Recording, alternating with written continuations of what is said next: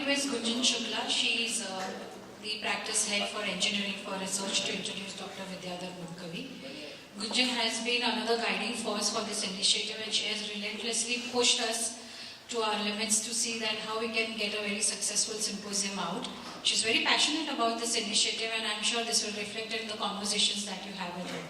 So, Gunjan. Thank you, Shara. It's actually an honor to introduce Dr. Mudkavi.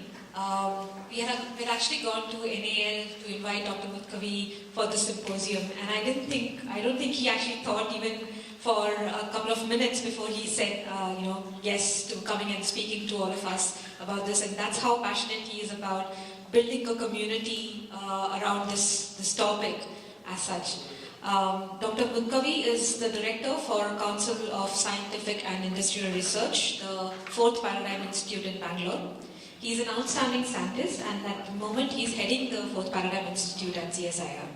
He brings with him a diverse experience in the aerospace domain at NAL and high-performance computing during his stint at the CMAX, which is now 4th Paradigm, thanks to Dr. Brahmachari that Dr. Mashikar just told us. His contributions are very varied and can be actually summed up in 4 areas specifically, which we have already heard around modeling and simulations, atmospheric flows, which is a very interesting topic that he gave a glimpse when we went and met with him, flight-related activities, and high-performance computing initiatives, which is a problem for all of us that we are going to be looking at today. He has been instrumental in connecting NAL campus through fiber the first time in 1996.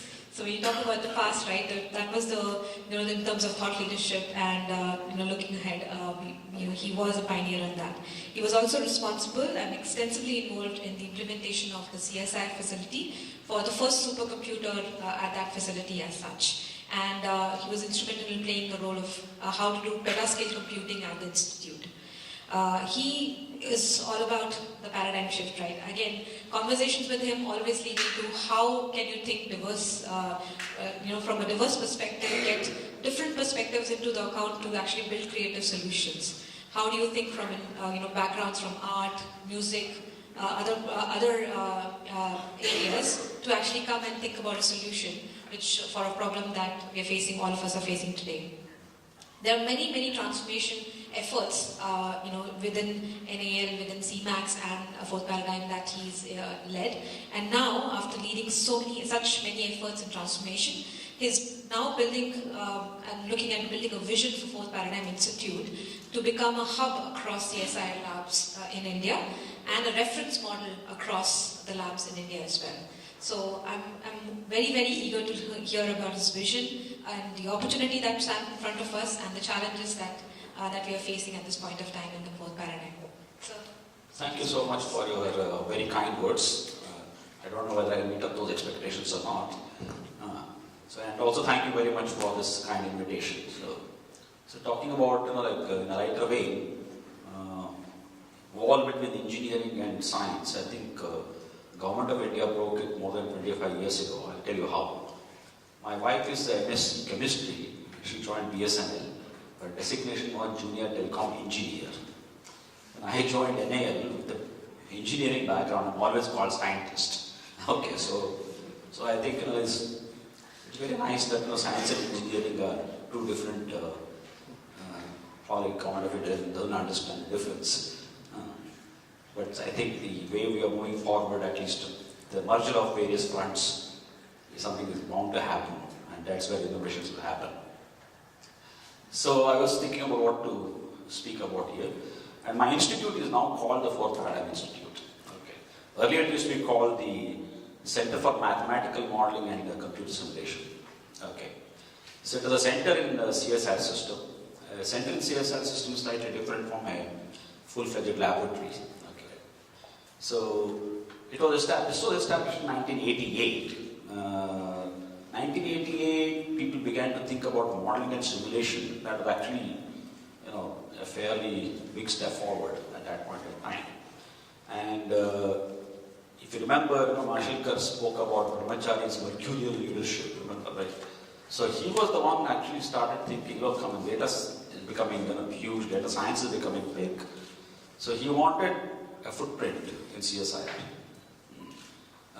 which which spoke about data science. Okay, so we actually started thinking about this particular center which could do that, could bring that about. Then 2013 actually he repositioned this into a new institute called the Fourth Paradigm Institute. Okay, so there have been a leadership gap, and I have just joined last year there. So I've been all along in National Aerospace Laboratories. My background is aerospace engineering, basically, with a combination of applied mathematics. Okay. So what I'll do today is outline of my talk is following, just a basic introduction and evolution of science in 3 paradigms. You're already familiar with, but I'll just give my perception. Okay. And the 4th paradigm, a new way of doing science, and then I'll give maybe one example of how we have probably utilized this to do something. There are many ways of doing these things. And then we'll conclude. Okay. So everybody knows that things do change, and science has evolved over a period of time. And it will continue to change, of course. There's no question about that.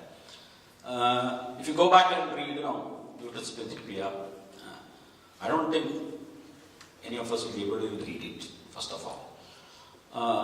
Because mathematics at that time are very crude. Just languages, the printing technology is crude, illustrations are, you can't understand them. If you take those books, language is also different too. In fact, it was written in Latin. But even if you translate the statements from there, often we can't make sense. Okay, for example, this is the translation from that book. We say the alteration of motion is ever proportional to the motive force impressed, and is made in the direction of the right line in which that force is impressed. So some of you know what this is, but most of the young kids will not understand what this means. Right? What actually does it mean? In a more modern language, the rate of change of momentum directly proportional to the force applied. So every kid will tell you the second law of Newton. Okay. Of course, more modern, when you come to mathematical description, it becomes much more precise. This language is not there in those books. Right? So this is a much more familiar version, a language of modern mathematics. It has much more precise meaning. So the classical mechanics has not changed. Science has not changed in that sense. Description has changed. The way we look at it has changed. The manner in which Newton described appears different, right? So that is not the change we are talking about. That's not the change we are talking about. We're talking about a very different change. We're talking about paradigm shifts. So what does that mean? So let me go back 1,000 years ago, right? So what was the state of science at that time? Mostly empirical, attempting to describe natural phenomena using empirical language. So what does empirical mean, really speaking, right? It says originating or is based on observation and experience. There are 2 keywords, observation and experience. There are 2 important keywords in empiricism. Relying on experience or observation alone, often without regard to system and theory. So that's empiricism. Okay, we need to understand it. But capable of being verified or disproved by observation or experiment. So if there is a contradiction because of another observation, then I need to reject that. Okay. So there is some amount of a scientific methodology of doing things. Okay. That is what empiricism means. As an example, early astronomy is basically an empirical science. For instance, the geocentric view, the sun rotates, because that's my experience, right? That's my observation. You can't contradict that. The planets move backward because that's actually an observation, right? So though it's not true, we know all that, but I can't say that it's actually moving backwards, right? But these were experiences actually. The care must be taken to arrive at conclusions. That's the problem. How do I conclude from this phenomenon what is right, what is not right, what is truth, right? Okay. So clearly it along to say that moon is the same size as the sun. But for me, moon will look bigger, right? So the pure empiricism does not lead to major understanding of what is there, or also does not lead to rapid changes in my understanding, essentially. On the other hand, Indian astronomy, if you look at that While observation is one part, the tool of mathematics is helping them to progress much more. If that was absent, the tool was absent. Thank you. For instance, I couldn't have predicted the eclipses. Not possible. Right? So the tool of mathematics, a concurrent development there, was a very important tool to be able to progress in science along with the empirical observations. So if you progress now, a few hundred years ago, so development in theory started to happen, okay? But there is a problem. I'm talking about, I'll tell you what this problem is. I'll come to Indian view also. So theory started with an axiom. So like, you simply say, if I give one straight line, another point, there can't be more than one straight line which is parallel. I can't prove it, right? It's an assumption, I make an assumption. And then you derive, like a result.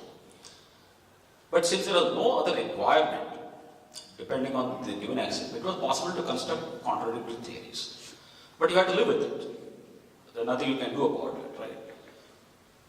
Because axioms cannot be proven, because they're just given as taken. But in the Indian science, a very different approach, extremely different approach. No emphasis on axiom or deduction. Nobody bothered about what you assumed, etc. Right? One could propose a theory, write it down, result of a mathematical formula, without any explanation whatsoever. For example, if you ask Ramanujan, you will say, this goddess came and told me. He wrote down the expressions, right? He had no formal education, but it was taken as granted. But what is the critical difference? What is the critical difference? So in Indian, this thing, a theory was deemed correct if and only if it matched observation. Whereas in the Western science, if you make an axiom, you deduce using all your regular, axiomatic this thing, then you get a theory is fine, whether it contradicts observation, etc. But Indian science has a very different contradictory view about how we look at the progress in science. It is Newton, in my opinion, actually, I also heard Professor Narasimha talk about this, who actually said, demanded that the theory should match observation. I think in a way, he began to marry the strengths of East and the West. And that, I think, that actually gave rise to a very rapid progress in science. It was so rapid that, from empiricism-based science progress, we made very rapid strides in science. And that is the paradigm shift. That is the paradigm shift, right? So from empirical theory to this. So it really signaled the second paradigm of science. Then about 1947, discovery of transistors. Then probably the first supercomputer is I think CDC 6600 can be classified as the first supercomputer. Then Cray YMP, about 3 gigaflops back in 88. So these are developments in computers, hardware, have begun. And that is now giving rise to next transformation.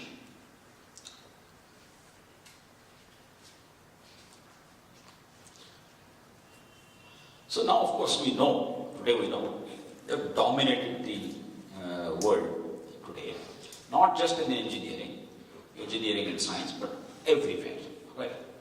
So just as a then and now story, everybody knows this. So YMP was like a 2.66 gigaflops, your iPhone is about 230 gigaflops, I can put it in a pocket. The RAM is about 3 GB, that was only 512 GB. So it's clear, taking huge space, etc. Amount of power that it would consume was massive, right? So no question about the very, formidable tool at our hand. So this computer-based simulation, when it entered the scene, it signaled a new paradigm shift, essentially, right? It requires a sound theoretical basis. That's important keyword. You can't simply go ahead and simulate something without a sound theoretical basis. So you need to still write down equations. You still need to write down whatever formulation, and that you have to simulate. So it's not that I just leave aside the theory and just do something totally, devoid of that understanding. That is not true. So any system which can be described by a set of governing equations can be simulated, essentially. It might look different in different areas of it. Probably in biology it will look very different. But still you do molecular dynamics and all those things, but it's still based very much on the theoretical understanding of certain phenomena. Right? From complex to very complex equations are essentially basis for simulation because I really cannot, get a closed solutions and so on. So I'll give from my domain, for instance. I'm from aerospace. What is possible? This is just a simple. Today we can, before we build an aircraft, I have to do numerous simulations. For instance, this is the aircraft being designed in our country.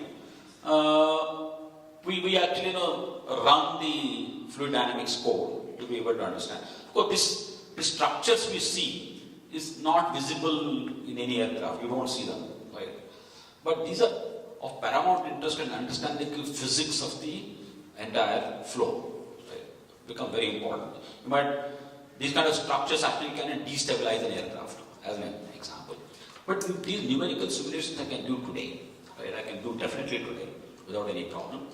But if I if I have to actually build it and fly it and all, it costs a huge amount of money, and therefore simulations have become a very effective tool for cost reduction, optimization, better engineering systems, and so on. And more the complex the project, the better is the application of simulation techniques. Right? And of course, aerospace is one such area where we do that. This we do routinely. Today we do it routinely. It was not even possible to do it even 10 years ago. Okay, 10 years ago I couldn't have generated this picture. Today I can do that. I can do that, for example, these are all these are small weapons here, sitting here. So in order to be able to place a new weapon, you might think, it's not as easy to simply take a new weapon and just put it there. I need to understand the entire flow physics, how that weapon affects by its presence. And if I want to drop that weapon, it's another big challenging problem, as an example. Right? So those things we can do today too. Here you can see, for example, weapon drop simulations, which are within our capacity. We do it in our own laboratory. These are not using any commercial software. It's in-house generated built software. So for example here, if you closely observe, you can see some of this control surfaces popping out. Same thing here. This looks very mundane, but before a research code that was developed for doing this would take for just to generate one trajectory like this, about 9 months of computing time on about 100 teraflop system. That's a kind of a computing effort required, about 9 months. And after a lot of optimization, parallelization and everything, now we can do it in about 48 hours of computing, but we probably require about 200 teraflop system or something. And give me a bigger system, I can do it faster. But these are the capabilities that we have. So clearly it transformed our lives. Right? So today what do? We actually do this simulation and tell the guys, okay, now we go fly the aircraft. It is safe to do so. Right? So you might think that it's only aerospace domain. Actually, believe it or not, even to design a tap, when you open it, your flow should come out smooth. That's actually a hard problem. It's not a simple problem because turbulence is a very difficult problem. So you want to understand those things, how the flow happens, all that actually a lot of simulations are done. No question about it. So these are the equations we deal with. Very complex equations, fluid dynamics equations. The problem is these guys, these guys, and there's a hidden terms which are completely non-linear. If you remember, Mashalkar was saying, the systems are non-linear. We have to think non-linearly, right? So we are now hit by non-linear equations to start with in our life. So understanding these and simulating these is not an easy task. It also does one more thing. Computer simulations also do one more thing to us. That is, while understanding complex phenomena is one thing, it can reduce the cost of production, but it also results in explosion of information. Every simulation generates huge amount of data. Every simulation, right? In fact, there was a conference in 1970s when they computed lots of cases for turbulent flows. Terabytes of data were generated in 1970s, believe it or not. They had to keep it like that for about 20 years because there are no means to analyze that data. So today, of course, even more data is thrown at us. To take one such picture I showed you of the falling object, it takes a lot of processing. It takes a lot of effort, right? So one of the byproducts of these simulations are, explosion of information. How do I digest it? That becomes a question. So while this has essentially brought up the third paradigm, it has also triggered the next revolution, in my opinion. It's not just the sensors, but also simulations themselves. So what is happening? So we are now living in information-dominated world. Everybody talks about it. Data is growing in all fields and so on, scientific domain. Okay. So everybody says, it's exponential growth. I believe every point in time we are in exponential growth. Because then if you look at the exponential curve, you go back on that curve, it's always an exponential curve. Okay. So 10 years from now, will still be an exponential curve. Then no mathematical function which grows faster than exponential function, therefore, I think that's all I can say. Right. So always an exponential growth, no question about it. So how do you deal with it is the question. Right. So we need new techniques. Right. So you are now generating, lots of data, not just for simulation, by observation, your mobiles are generating data, and so on and so forth. So we'll always live in an exponential world, without any doubt, in my thing. So where are we going? I just want to bring one important idea, or this what Wolfram stated in 2002. He wrote a book called A New Kind of Science. He put a question mark actually. The book title itself has a question mark, right? So it's not my question mark, it's a question mark. Okay. What he said is, 3 centuries ago, this is referring to third paradigm, science was transformed by the dramatic new idea that rules based on mathematical equations could be used to describe the natural world. That is the second paradigm, the theory. Right? He said, my purpose in this book is to initiate another such transformation. This is he's saying in 2002, remember, right? And to introduce a new kind of science that is based on much more general types of rules that can be embodied in simple computer programs. Wolfram is a physicist, and he wrote Mathematica, if you remember, right? So he wrote on symbolic manipulation, etc. So clearly he was working with computer programs that are rule-based, general rule-based. So you could ask a question to Mathematica, integrate a sin x, it will tell you cos x. Right? Use answers. So how does it do that? It does a symbolic manipulation. It's not exactly artificial intelligence. He developed a system. Okay.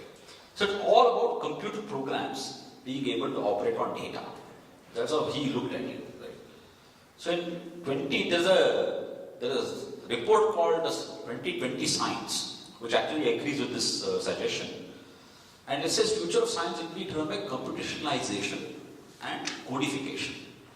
So in a sense, Wolfram is suggesting that intelligence will be built into computer programs that act upon information. So what we today call AI and everything. So the roots of this idea actually generated a long time ago. Now they are taking shape. Right? Now we come to the ideas of Jim Craig, who actually I think made it more formal, in my opinion, much more formal. In fact, I think he gave a much better shape to understanding what's happening today. And there he said, but again I want to emphasize, he said, we're witnessing a synthesis of theory, experiment, simulation, and analytics. Sometimes people believe that I can do only with data science. No, not true. Okay. Yes, in some context, but it's a true synthesis of all these 4 elements is what really leads to discovery, in my opinion. Okay. So you termed it e-science, we know it as big data, AI, deep learning, so many things.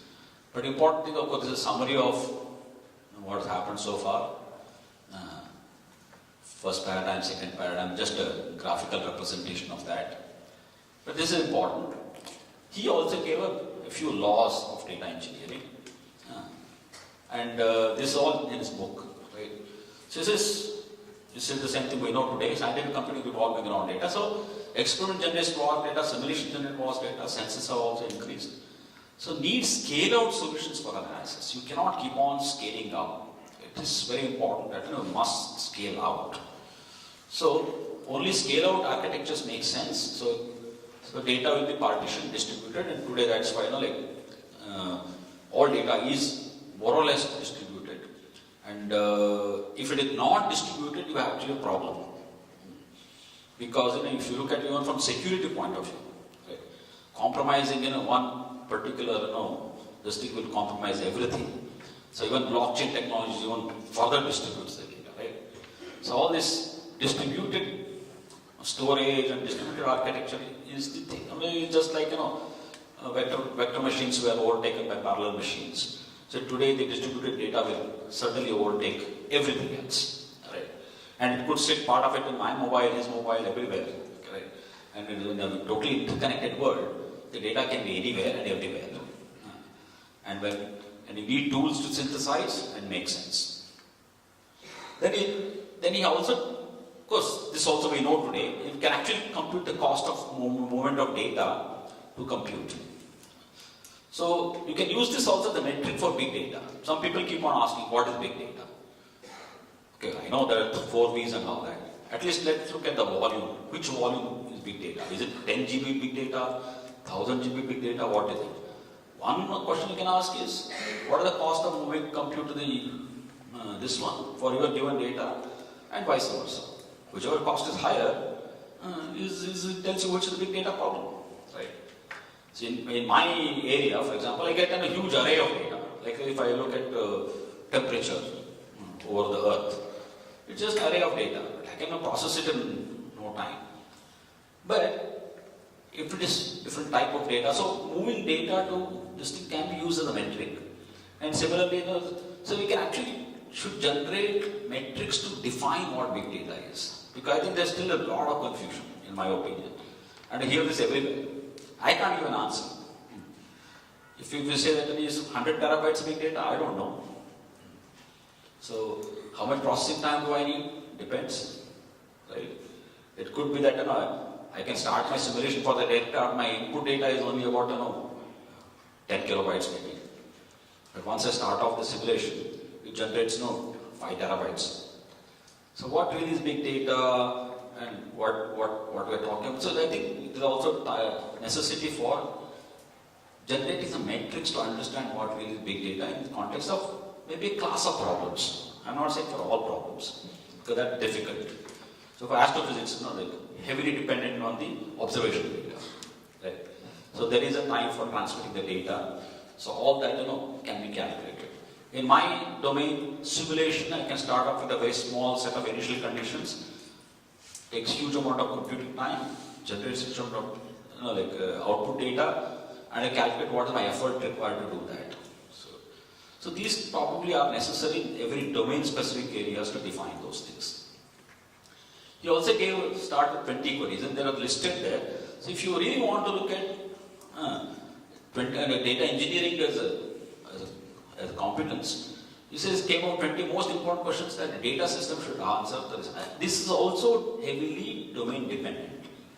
He was more tied up with the astrophysics community, very, very closely tied up with the astrophysics community. And in fact, he saw the role of big data as a major tool for discovery, and which of course has been demonstrated. And some of the galaxies have been found through this analysis.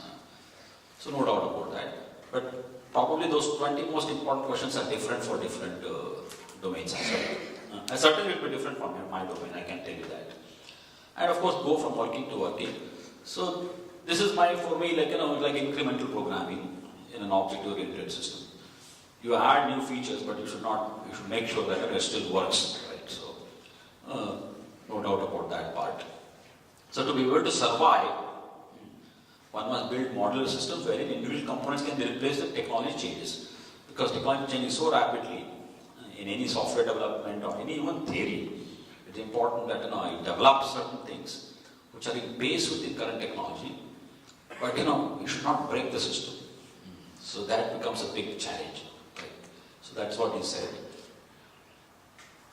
Data science tools, my own personal thing is, for storage, Hadoop is one of the most significant one. R is statistical method and advanced features. Python is catching really fast. I personally feel Python is something that should be It should be a tool most people should use, because I come from a domain where programming tools are different for me. But if you're a pure data scientist, maybe you have a different perception, right? But I think the Python is catching up extremely well, and its learning curve is not as steep as R. Okay, much easier and far more portable, in my opinion. So much easier to learn, and it's very, very easy to understand. Okay. What about hardware? To really do big problems, you do need HPC, high performance computing platforms, obviously. Okay, any Google search will trigger, large amount of computing. What is more important? Okay, I'll come back to this one later. Key difference is, simulation and big data analytics both need HPC, but there's a big difference. The difference is accuracy. If I'm doing engineering simulation, like I showed you for the, dropping of a weapon in an aircraft, you need very high accuracy. I cannot compromise on the accuracy. It's extremely, extremely important. If I do a single precision calculation for the same problem, I'll get a completely different trajectory, which will not match. So I have to have minimum double precision. And sometimes I must do quadruple precision. And some people go further and they say, arbitrary precision to understand certain phenomena, which is a very big difference when I talk about data analytics. Data analytics, even single precision will do more than enough. Okay. For instance, it's so important that Japan is building 100 plus petaflops, half precision, purely targeted for data analytics, purely. Okay, so I just wanted to, before I come to an example, so this is a system we have in our institution. People are welcome to collaborate with us, and this is a 360 teraflop system, fully connected.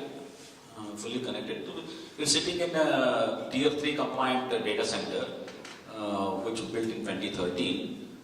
You can log in from any place. Okay. I just want to give one example of what we have done from the data perspective vis-a-vis the simulation perspective. Okay. This is a monsoon prediction problem. Okay. You all know about monsoon. You may have heard, I don't know, you have heard the weatherman's jokes anyway, right? So people have talked a great deal about weatherman saying that, today it will rain, and goes out. He says it's a bright day today, but everybody else is carrying an umbrella, right? Except him. It's because it's a very complex problem. It's an extremely difficult problem in physics. It's not that easy to predict weather, especially monsoon. And monsoon has its own vagaries, right? People might think that, how come, Americans and, other people can do better with their weather, not we. Because fundamentally, the weather in the tropics is harder to predict than weather in the upper latitudes. The weather in the upper latitudes is far well behaved than the weather in the tropical regions. So the interaction of it's a low wind region, and there's a lot more turbulence, and that adds to the complexity of the problem. So monsoon actually is a very hard problem, and no doubt that people get it wrong almost every other day, right? But it's an important problem. So it requires huge amount of computing power. The problem here is, even if I do arbitrary precision computation, inherently equations are not predictable. It's a mathematical nature of these equations that are not predictable in the sense what we call they are chaotic. Chaos is not something like noise, it's different. It's chaotic is a different animal. So they are fundamentally difficult to predict. So now next time when the weatherman gives you something, please don't blame him, because it's not his problem really. It's a problem of physics. Okay.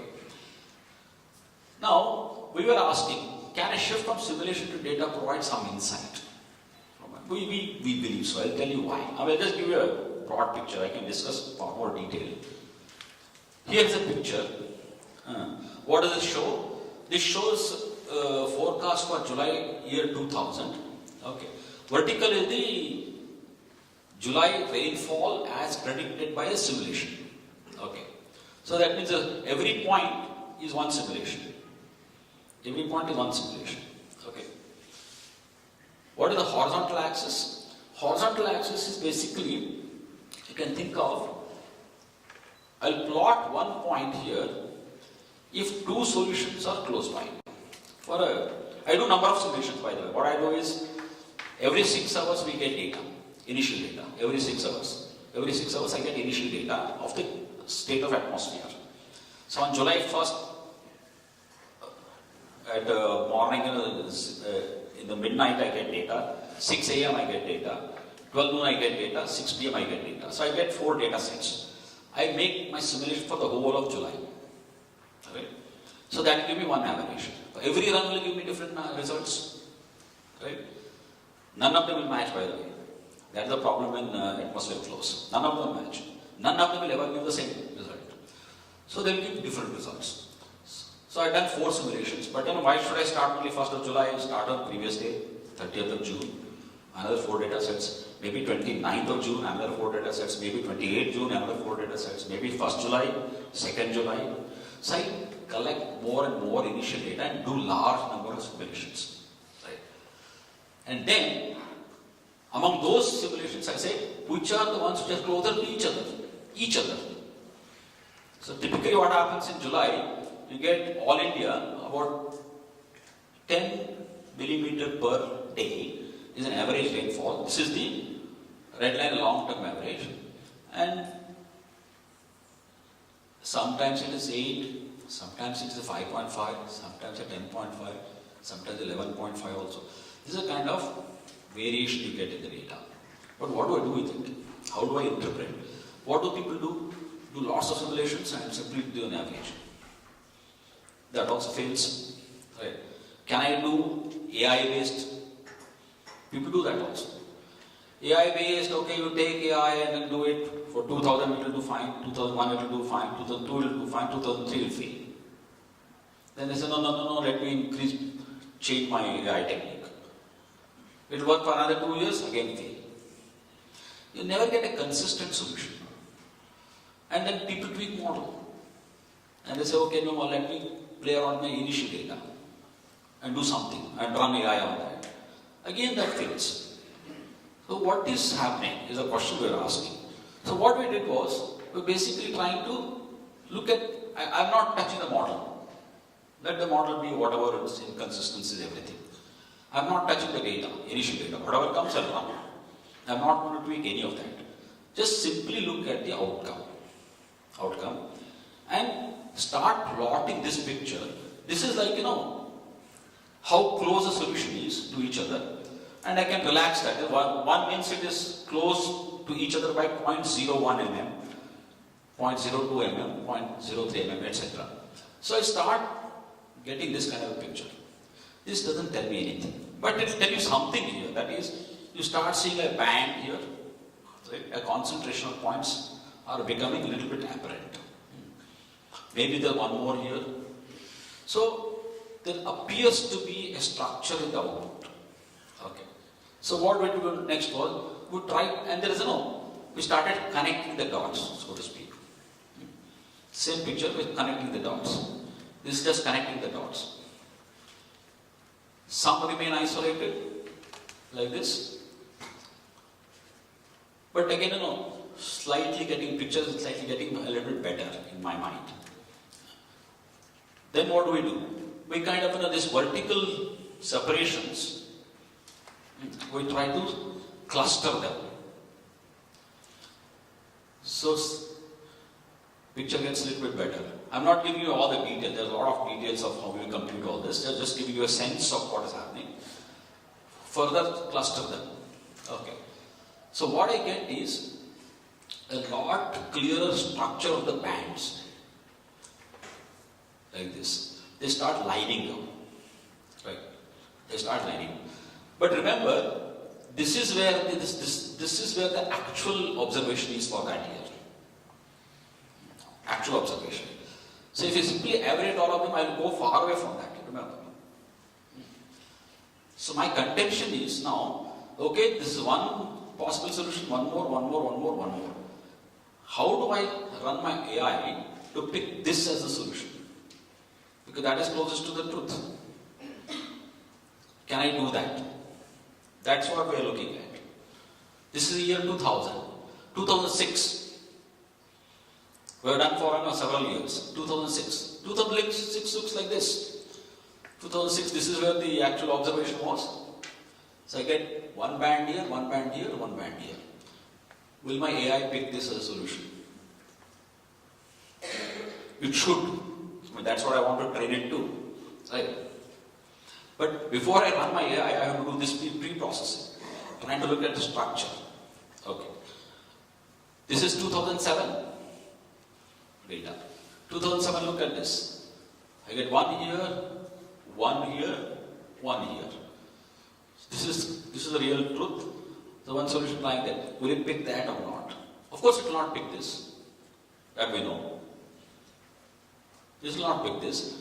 It will not pick this. So there is a understanding that we gain from this very complex phenomena, purely looking at it from a data perspective. Post-processing the data in a clever way. Call it that. Clever post-processing of data reveals existence of multiple solutions. That one solution here, one solution, one solution. These are like outliers, if you like. Even picking outliers is important. So among these three possibilities, or two possibilities, or four possibilities, I look at every year. We're trying to look at, can I now make a more robust prediction for monsoon? It seems to be true. Okay, right?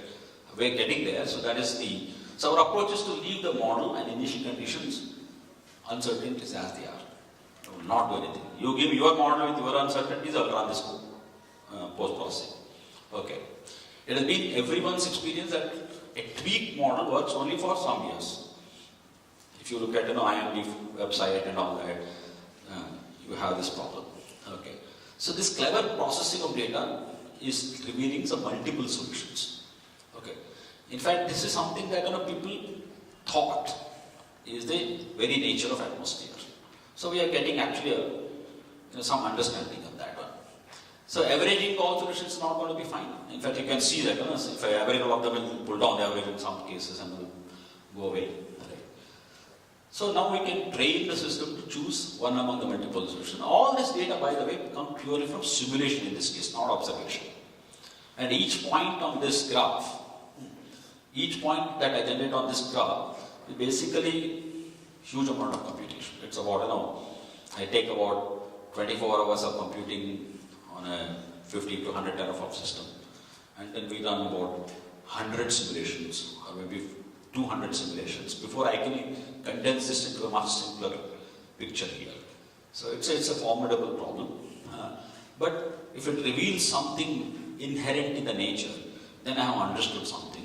And this is what I think is the data perspective is giving me, which was otherwise not possible if I simply looked at the simulations and try to, blindly use the AI techniques.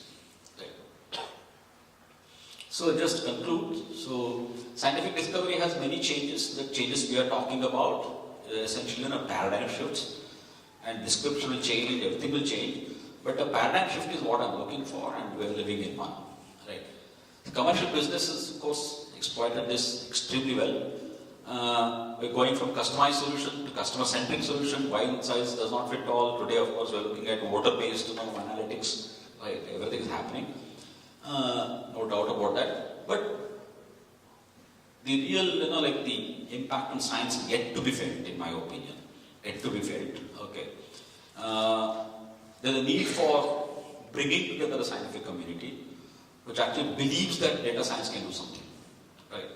There's no doubt about that. So understanding monsoon is one such example. I can give you 100 examples where we can probably discuss what are the possible ways of bringing data science to the scientific discoveries. Right? Software tools today is freely accessible. I think we can't be in a better position than today. Right?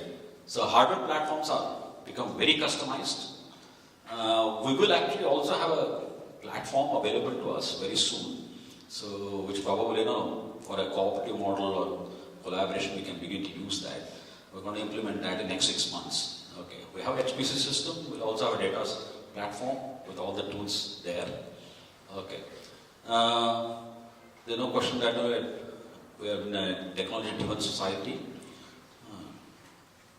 Just like, somebody's people hijacked it to start doing on its own.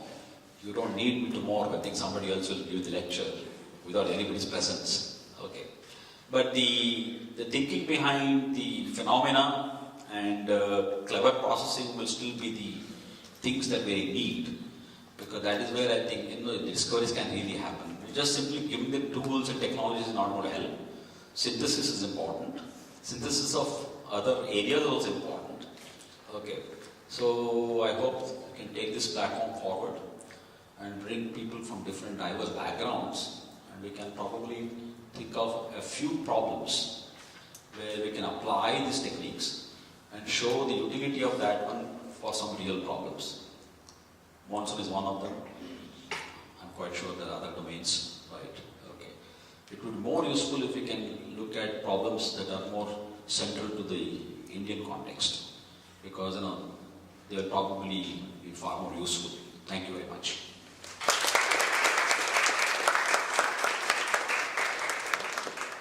Thank you, Dr. Mudkavi. Any questions?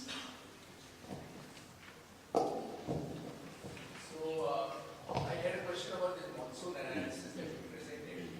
Would it be useful now that we actually also have data for the last maybe few decades to actually compare the simulations and use the data as a sort of training as a training set for trying to use some kind of artificial intelligence approach, machine learning approach? That's also being done. People do that. Yeah. But what it does not bring out is the essential chaotic nature of the monsoon phenomenon, what I told you. It doesn't bring out that.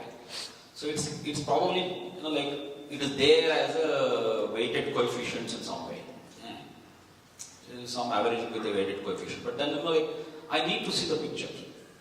I need to see the picture that, because this if I can prove that multiple solutions do exist, I can probably formally prove that with some model equations. I can't prove it for the actual equations. For instance, there is a simpler model for atmosphere called Lorentz equations, which actually, you can prove that there are multiple solutions. But in the context of the actual full-blown, atmospheric system, mathematics has not, gone that far enough to prove the existence of multiple solutions. Okay, because but the fact that it is a chaotic system, can that... No. It's a conjecture. Okay. It's not, it's a conjecture. It's not, something that's proven. Okay. So what I'm showing here is a possible existence through my numerical experiments of those existence of multiple solutions. If that is so, then I can go back and say, look, your assumption that its chaotic system is correct. Because I'm dealing with full equations. Even though it is like the discretized version, etc., but at least it's a better representation of the actual system than a very simplified model system, what's called the Lorentz equations, from which the idea of a butterfly effect and all was, basically came up. But they're still models. Now I'm dealing with actual equations. So if I can get that particular insight by clever data processing, but maybe this cleverness can also be, modeled in some way. I do not know. That's where we are looking at. Yeah, that you could have AI coming in, actually generating this picture. I'll be far happier if it does that. Yeah. Two very quick questions. One is, do you consider Julia the Julia language instead of Python? We have not looked at it for this thing. Yeah, of course. Yeah. And second thing is, these simulations that you do, they are all presumably of a similar nature, thermodynamic simulation or fluid mechanics simulation. Yeah. How parallelizable are they? They're very highly parallelizable. They are. Yeah. So there's a modular the boundary value. Yeah, it's basically what we do, domain decomposition. Okay. So they're fairly highly parallelizable. They scale quite well. But in fact, sometimes you even do see superlinear scale up. When you actually make it very small segments. They do scale well. Yeah.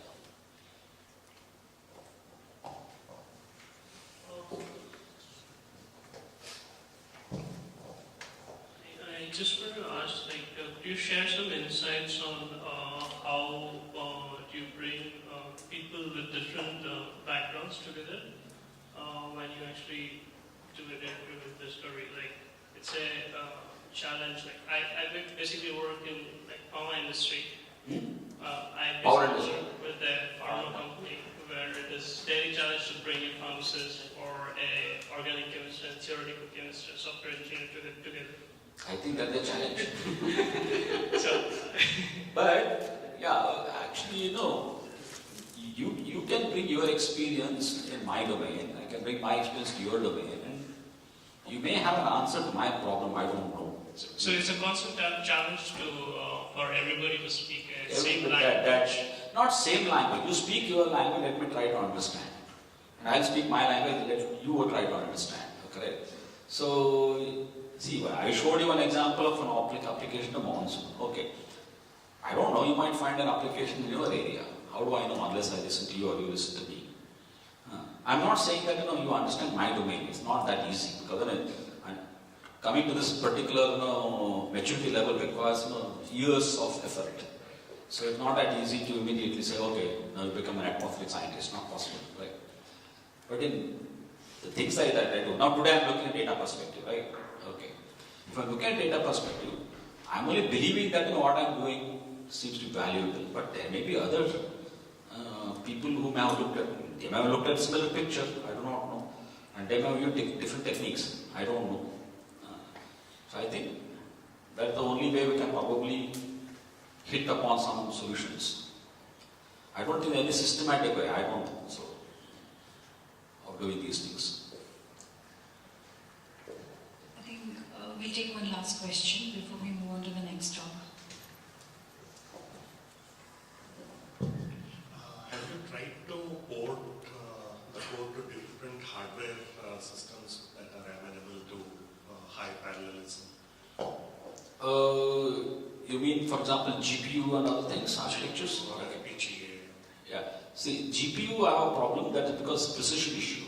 Okay, so that's what I told you.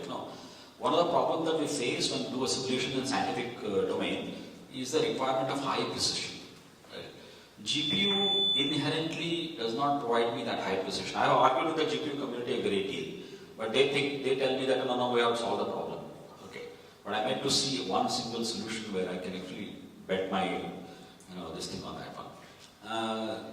We port it on other CPU systems, but the GPU we have an issue. If I'm doing pure data-centric, data analysis, not a problem. Okay. But the parallelism is still, the multi-core architecture is okay. Okay. But as long as it is, GPU problem is only the precision. You need a lot more intelligence in this code. You have to do quite a bit of changes before I actually gain the GPU this thing. Yeah. It's not worth the effort. That's the reason we have not done that. So which hardwares have you found suitable? The- Symmetric processors? No, we run it on the HP system now, which is the HP system, and we run it. This code actually is developed since last 25 years. So we keep on, migrating from the processor to processor. It's not a problem. Only GPU architecture is distinctly different. Okay. So accelerators is separate issue. Okay. If I'm not dealing with accelerators, I'm okay. Now any traditional, InfiniBand or whatever, all fabric also doesn't really matter. The speed matters. All that would be transparent. Yeah, that's right. Yeah. But how would the compiler tool change? Compilers also give us challenges. That is true. Okay, but that is typically is not a problem of physics. It's only the way the compilers optimize the codes. Yeah. So are you exploiting that? Exploiting in the sense? I mean, making We face a problem with that, not an exploitation. Okay. We face a problem with that because if I take one compiler and do a full optimized code, and typically situations like this, I can get a very different answer. So I need to have make sure my compiler is repetitive in that sense. So I face problems there. I cannot do much more than that. Yeah, the the result should be correct. Exactly. So that we have to keep on checking over a period of time. Every time we migrate, we do a whole lot of revalidation with the new processors, with the new compilers. Okay, and we also do a lot of different optimizations. So we have to make sure that the results are consistent. Okay, we do face challenges. Sometimes you just tweaking the code here and there a little bit. But GPU is a separate animal. That's a different problem. Okay. Yeah. Have you considered FPGAs? We have not, but we have the expertise in our lab. So we have not done that yet. There was an attempt. I will talk to you later. I'll tell you later. Yeah.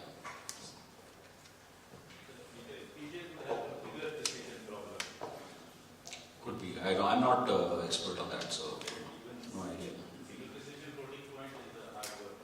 Okay, that I don't know. Most of codes are written in Fortran, monsoon. So you are saying the Python is catching up. You think that can we convert the whole code in Python? We don't convert that, not necessarily. Basically, you put a wrappers around that and make it. You don't. New modules you can run. Today, of course, marrying to this thing is not that easy. It was not earlier easy, but today it has become better. These will not be written back. You don't go back and rewrite all those codes. These are legacy codes. We keep them as they are. But do you think the Python will be better than in terms of parallelization? In scientific computing, I think I'm not talking about scientific computing per se, huge processing. Even there, I think the Python is catching up there also, without any doubt. Say NumPy and all are doing reasonably well. But any new code that you write, you can consume. Any new ones, and it will be better, in my opinion. But then people are sit down and write, right? So then you don't want to write everything from scratch either.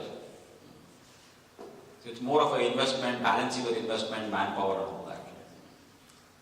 Actually, we are better poised because actually we can get a lot of people to do the coding. I think in the US and all, the story is very different. Manpower is very expensive.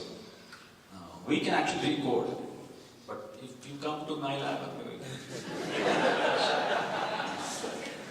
that's one way of solving problems. So, Dr. Mudkavi is with here for the whole day, and I'm sure a lot of people really want to catch up with him later on. So, thank you so much for that. I mean, quite a few of us were teleported to our learning days, looking at the equations and the way the graphs were coming up. So, from theory-based science, from empirical to theory-based science, and then moving on to simulation-based scientific discoveries, and finally arriving at something which is a data-centric paradigm. I think he's kind of put it all together that's the final synthesis, of all these approaches coming together. Thank you so much. And Gunjan, may I request you to please felicitate Dr. Mudkavi.